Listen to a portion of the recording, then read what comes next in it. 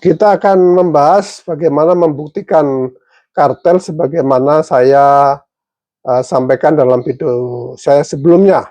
Nah, sekarang ini kita akan melihat praktek di Eropa, khususnya Uni Eropa, karena undang-undang anti monopoli di Indonesia ini banyak dipengaruhi oleh model Eropa dalam penyusunannya.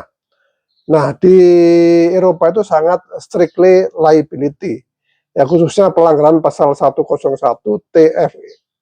TFIU, ya. Nah, ini sebagai undang-undang anti monopoli Eropa, mereka cukup membuktikan tentang adanya perjanjian atau praktek yang disepakati antar pesaing, tujuan atau akibat.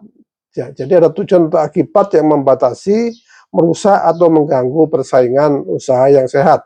Kemudian ada pengaruhnya terhadap perdagangan antar anggota di Uni Eropa yang menimbulkan ketidakefisienan.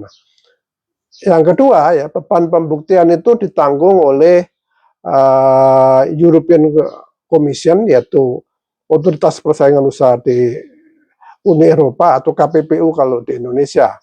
Mereka menyimpulkan bahwa perusahaan terlibat di dalam persekongkolan dan mereka tidak bisa berperilaku secara independen dalam menentukan kebijakan perusahaan.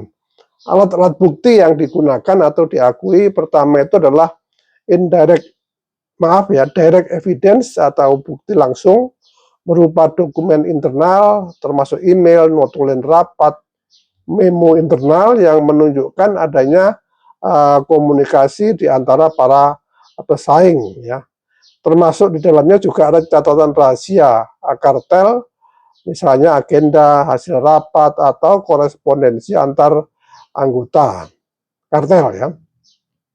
Kemudian ada pernyataan leniensi, ya, yaitu semacam whistleblower bagi pelaku kartel yang mengaku itu diberikan leniensi atau keringanan. Kemudian ada juga indirect evidence, yaitu bukti tidak langsung. Ini berupa bukti ekonomi, termasuk misalnya perilaku yang tidak kompetitif, margin keuntungan yang aneh, atau adanya keseragaman harga di pasar yang oligopolistik. Kemudian ada pola perilaku, yaitu penarikan produk misalnya secara bersama-sama, secara serentak, adanya pembagian pasar atau pembagian pelanggan secara otomatis. Kemudian ada korelasi waktu dan perilaku, yaitu misalnya ada kenaikan harga yang serempak yang terjadi di dalam industri. Nah, sebagai catatan ya bahwa bukti tidak langsung ini memerlukan analisis ekonomi yang menghubungkan antara satu variabel dengan variabel lain dalam suatu koordinasi. Nah, peran ekonomi dalam pembuktian, ya, Uni Eropa sangat mengandalkan satu ekonomi mikro, ya, atau industrial organization, kemudian juga analisis ekonometrik, ya, termasuk di dalamnya misalnya price correlation analysis, kemudian juga regression model dan variance analysis. Nah, ini praktek di Eropa yang mestinya juga menjadi referensi bagi KPPU di Indonesia.